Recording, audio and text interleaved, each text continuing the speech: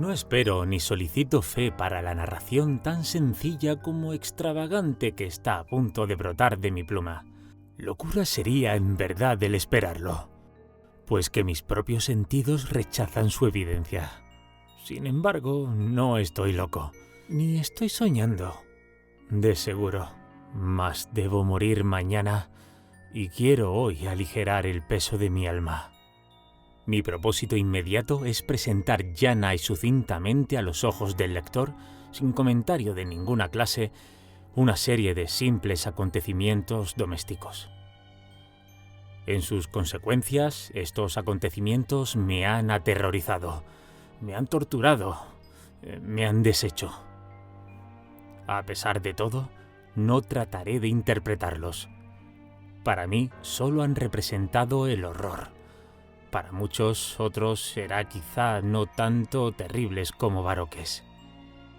Es posible que se encuentre después algún entendimiento que reduzca a mi fantasma a los límites de lo vulgar, algún entendimiento más sereno, más lógico y mucho menos excitable que el mío, capaz de percibir en las circunstancias que expreso lleno de pavor simplemente la sucesión ordinaria de las causas y efectos más naturales. Desde mi niñez híceme notar por la docilidad y ternura de mi temperamento. La bondad de mi corazón revestía caracteres de delicadeza tan exquisita que me hacía el blanco de las burlas de mis compañeros. Era particularmente afecto a los animales, y mis padres condescendían con esta inclinación procurándome gran diversidad de favoritos, a los que consagraba la mayor parte de mi tiempo. Y nunca era tan feliz como cuando les alimentaba y acariciaba.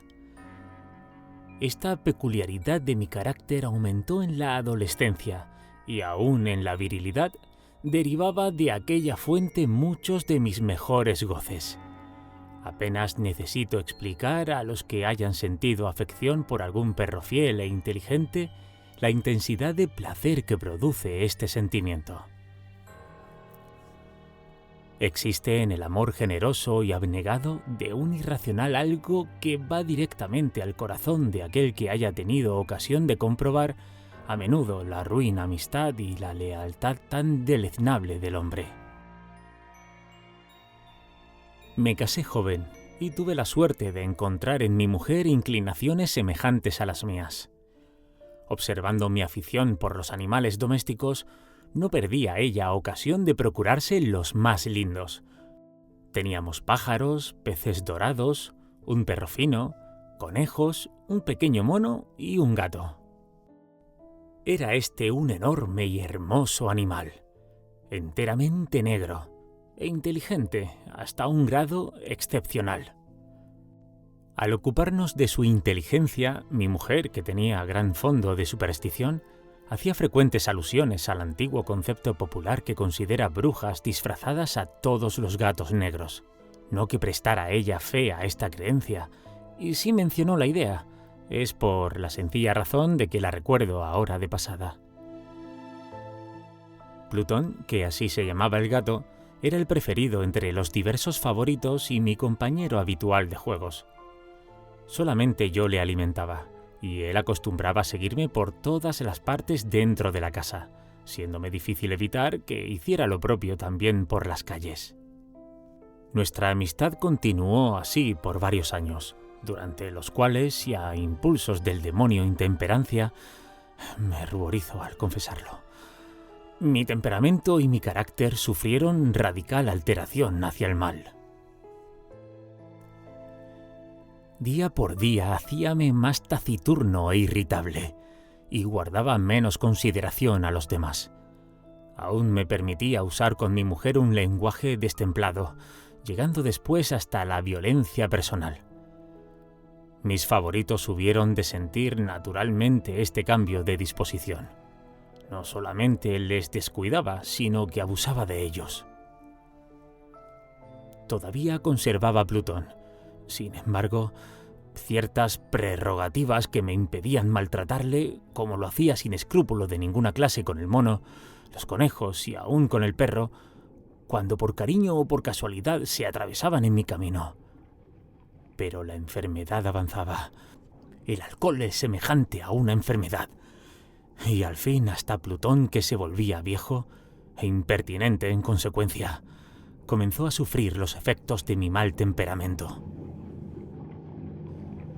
Una noche en que regresaba a casa muy embriagado después de una orgía en una de mis guaridas habituales en la ciudad, se me ocurrió que el gato evitaba mi presencia. Cogíle entonces, y en su terror por mi violencia, me infirió una pequeña herida mordiéndome la mano. Instantáneamente se apoderó de mí una furia demoníaca.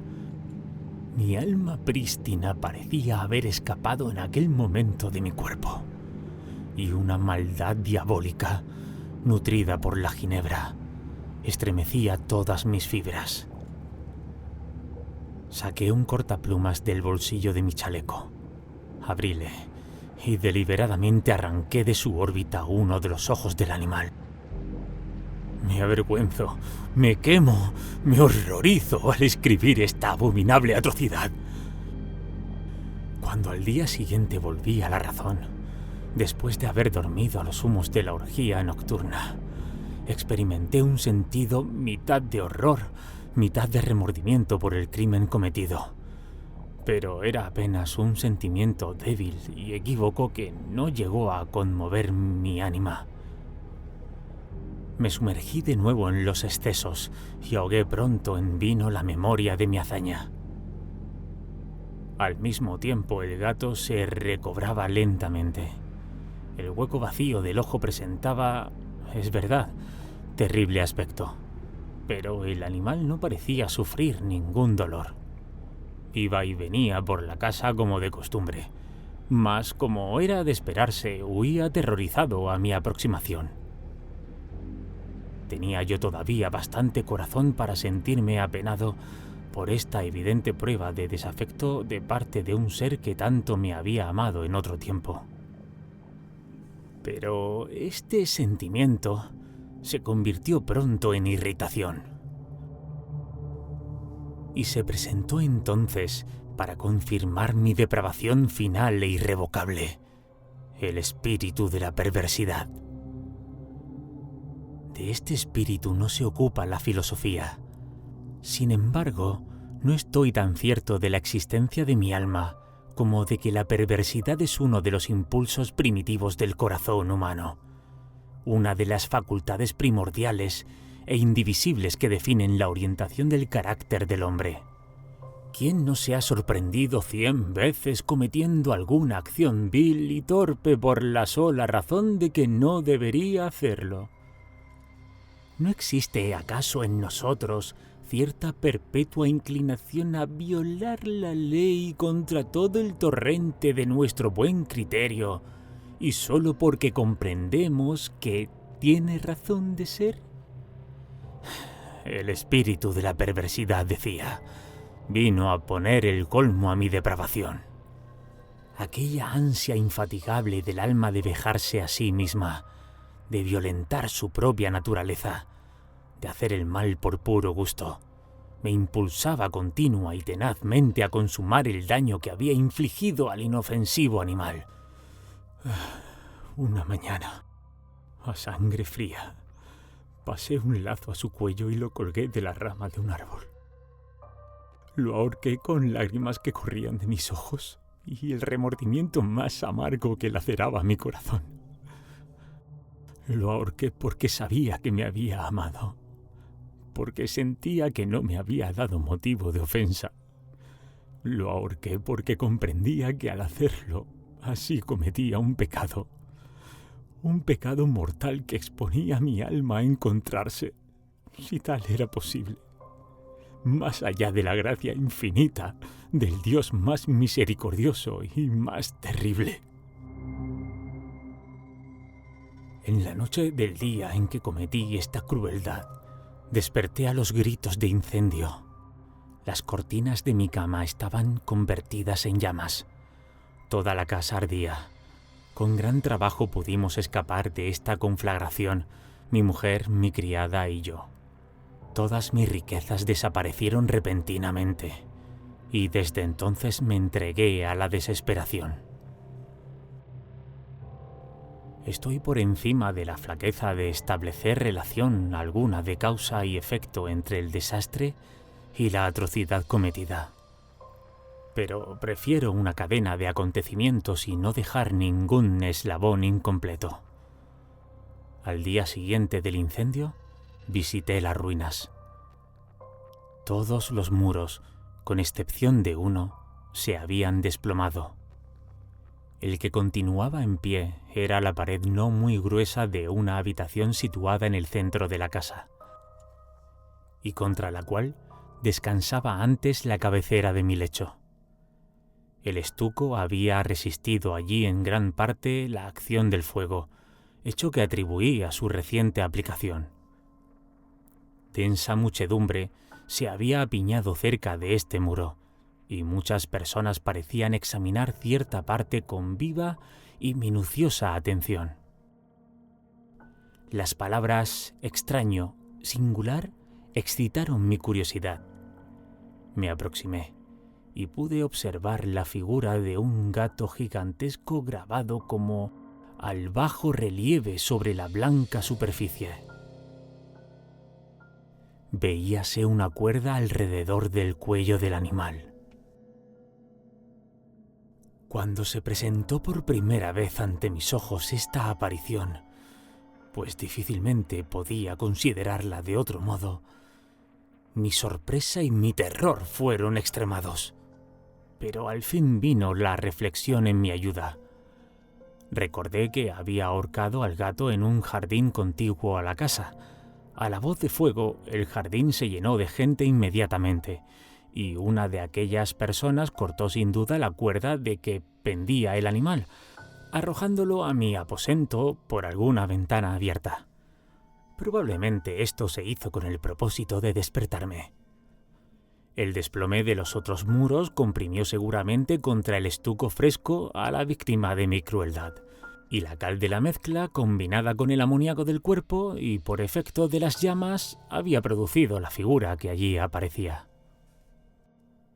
A pesar de que tranquilicé prontamente mi razón, ya que no mi conciencia, acerca del hecho sorprendente que acabo de manifestar, no dejó por ello de hacer profunda impresión en mi mente.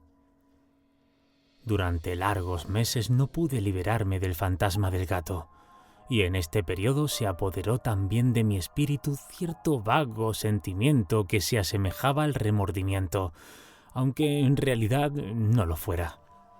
Llegué hasta deplorar la pérdida del animal y a buscar a mi alrededor, en los abyectos lugares que frecuentaba habitualmente, otro favorito de la misma especie y hasta cierto punto de apariencia semejante para reemplazarle.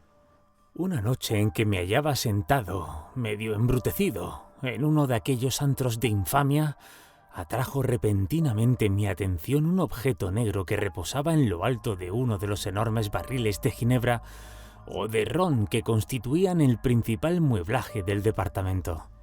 Había estado mirando fijamente por varios minutos la parte superior del barril, y lo que causaba mi mayor sorpresa era la circunstancia de no haber advertido antes el objeto en cuestión. Acerquéme y le toqué. Era un gato negro, muy grande, tan grande como Plutón y semejante a él en todos sus detalles con excepción de uno solo. Plutón no tenía un pelo blanco en ninguna parte del cuerpo, mientras este gato tenía un gran grupo de manchas blancas de forma indefinida que le cubría casi todo el pecho.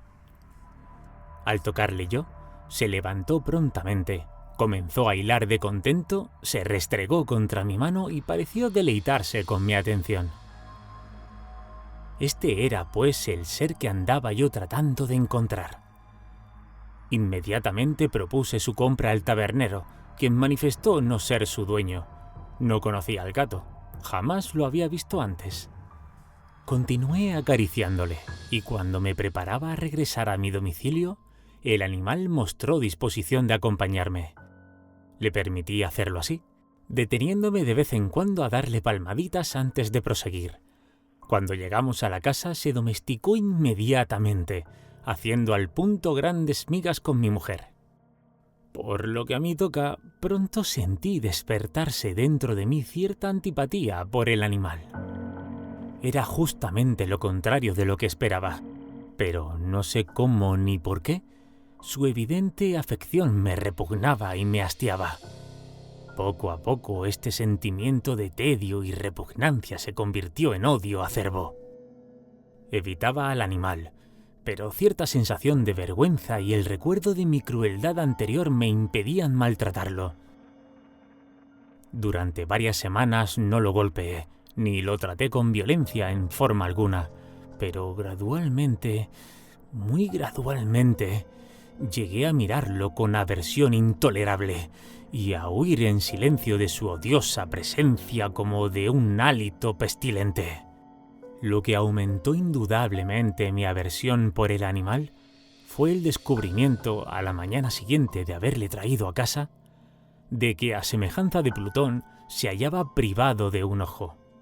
Esta circunstancia, sin embargo, lo hizo más caro a mi mujer, quien, como dije antes, poseía en alto grado aquella humanidad de sentimientos que había sido, en otro tiempo, uno de mis rasgos distintivos y fuente de muchos sencillos y puros placeres.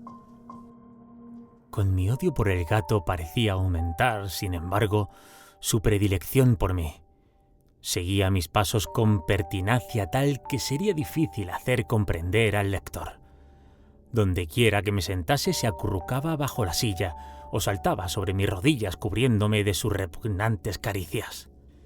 Si me levantaba a pasear, se metía entre mis pies casi haciéndome caer, o clavando en mis vestidos sus largas y afiladas garras. Se encaramaba de este modo hasta mi pecho. En tales momentos, aun cuando hubiera deseado aplastarlo de un golpe, sentíame cohibido para hacerlo. Parte por el recuerdo de mi crimen anterior, mas principalmente, dejadme confesarlo al fin, por el terror absoluto que me inspiraba el animal. Este terror no era precisamente de daño físico, y sin embargo no sabría cómo definirlo. Me siento casi avergonzado de confesar. Sí, aún en esta celda de criminal estoy casi avergonzado de confesar que el espanto y el horror que el gato me inspiraba se aumentaban por una quimera de lo más fantástica que es posible imaginar. Mi mujer me había llamado la atención más de una vez sobre la índole de la mancha de pelo blanco de que he hablado, y que constituía la única diferencia visible entre ese extraño animal y el que yo había ahorcado. El lector recordará que esta marca, aunque grande, era al principio indefinida, mas por pequeños grados casi imperceptibles, y que mi razón luchó mucho tiempo por rechazar como fantasías, había asumido al fin rigurosa claridad de líneas. Representaba ahora un objeto que me estremezco de nombrar, y por eso, sobre todo, aborrecía y temía, y me habría librado del monstruo de buena gana, si me hubiera atrevido. Representaba ahora, decía, la imagen de algo espantoso, una cosa horrible, el patíbulo. Oh, lúgubre y funesta máquina de horror y de crimen, de agonía y de muerte. Y me encontraba yo verdaderamente desventurado, más allá de los límites de miseria que es dado soportar a la pobre humanidad, y había de ser una bestia irracional, a cuyo semejante destruí con menosprecio. Había de ser una bestia irracional quien me causara a mí, un hombre, formado a imagen del Supremo Dios, este sufrimiento intolerable. Ni de día ni de noche volví jamás a saborear la bendición del descanso. Durante el día la bestia no me dejaba solo un momento, y en la noche despertaba a cada instante de sueños de terror insuperable para sentir sobre mi rostro el ardiente aliento de la cosa, y su flácido peso oprimiendo eternamente mi corazón, como pesadilla encarnada que no tenía el poder de sacudir. Bajo la presión de tortura semejante sucumbieron los pocos restos del bien dentro de mí. Los malos pensamientos eran mi sola compañía, los más negros y depravados pensamientos.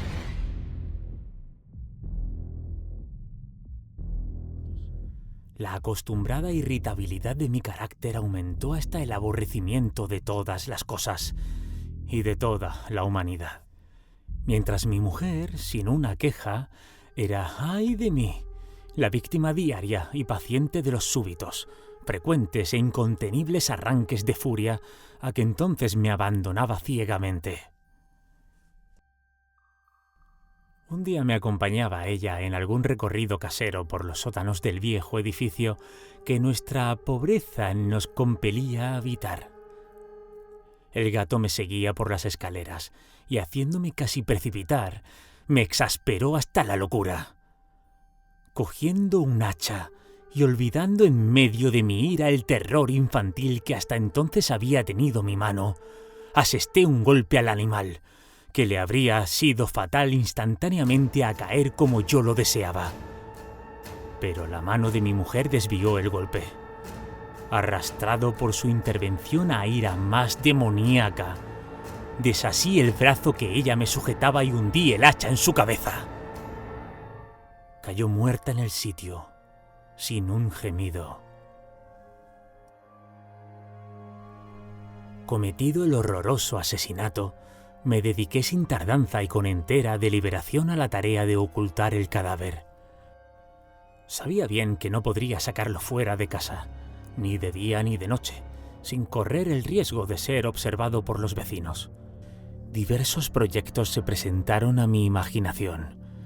A veces pensaba en cortar el cuerpo en menudos fragmentos y hacerlos desaparecer por medio del fuego. Otras resolví cavar una sepultura en el suelo del sótano. Luego, deliberadamente, sobre si sería conveniente arrojarlo al pozo del patio, o empacarlo como mercadería en un cajón con los requisitos acostumbrados y buscar un mozo de cuerda que lo sacara fuera de casa. Finalmente, di con lo que me pareció expediente mejor que todos los anteriores. Determiné emparedarlo en el sótano, como se dice que hacían con sus víctimas los monjes de la Edad Media. La cueva se adaptaba muy bien para tal objeto. Sus muros estaban construidos con gran solidez y recientemente habían sido revocados con una mezcla que la humedad de la atmósfera no había dejado endurecer.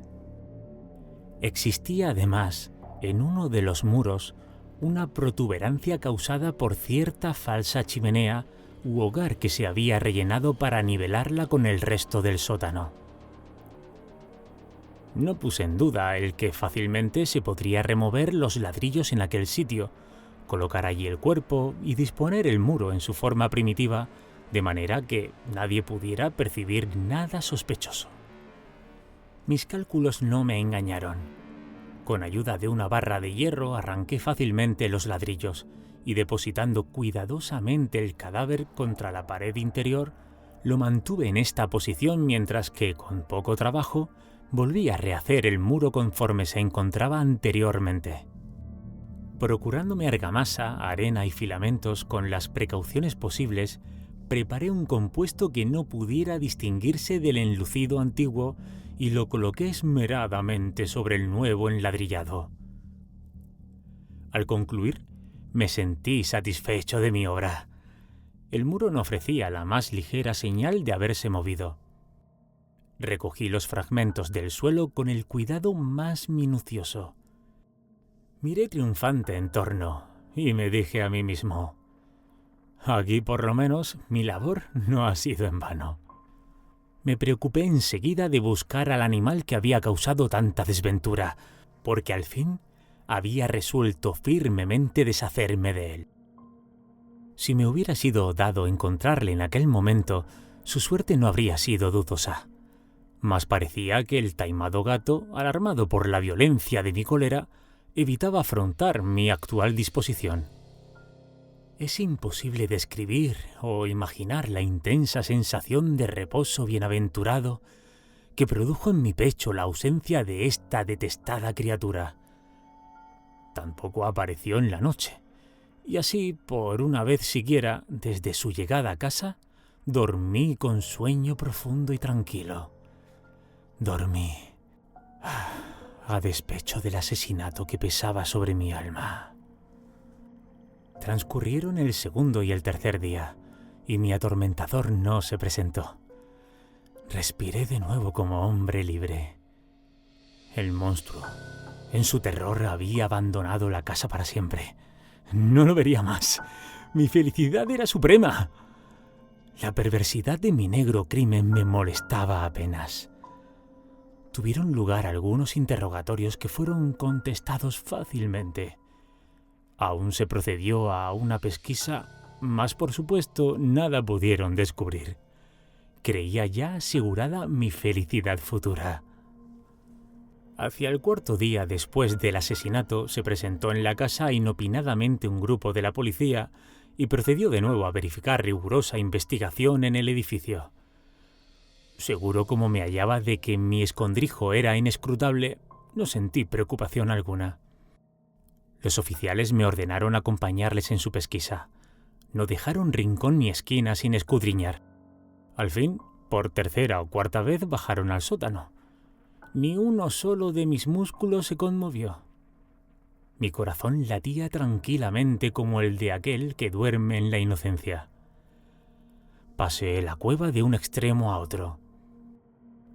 Había cruzado los brazos sobre el pecho y vagaba sin inquietud de acá para allá. La policía se mostró enteramente satisfecha y se preparaba ya a partir.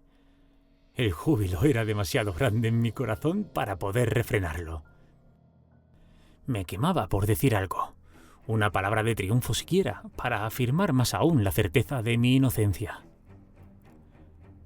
«Caballeros», dije al fin, cuando el grupo comenzaba a subir las escaleras, «estoy deleitado al ver que vuestras sospechas se han desvanecido. Os deseo salud y un poquito más de cortesía. A propósito, caballeros, esta es una casa muy bien construida». En mi rabioso deseo de decir algo con desenvoltura apenas sabía ya lo que hablaba. Hasta diré admirablemente bien construida. ¿Estos muros? ¿Os vais, caballeros? Estos muros están edificados con gran solidez. Y entonces, por puro frenesí de bravata, golpeé pesadamente con un bastón que llevaba en la mano la misma construcción de ladrillos tras de la cual se encontraba el cadáver de la esposa de mi alma. Pero así me libre Dios y me defienda de las fauces del enemigo. Apenas la repercusión de los golpes se ahogó en el silencio, cuando una voz contestó dentro de la tumba. Un gemido, ahogado e interrumpido primero, y semejante al llanto de un niño, que pronto se elevó convirtiéndose en grito largo, fuerte y sostenido, completamente anormal y nada humano. Un alarido, un chillido lamentoso, mitad de horror y mitad de triunfo.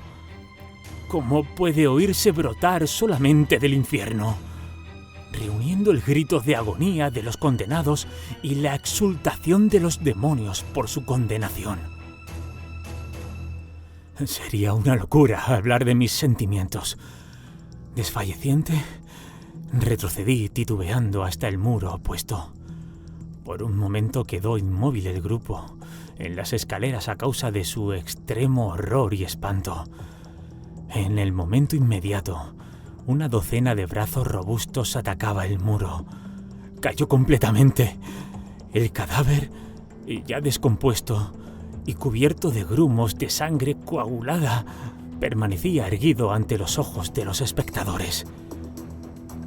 Sobre su cabeza, con la roja boca distendida y echando fuego por su único ojo, estaba la asquerosa bestia cuya astucia me indujo al asesinato y cuya voz informe me entregaba al verdugo.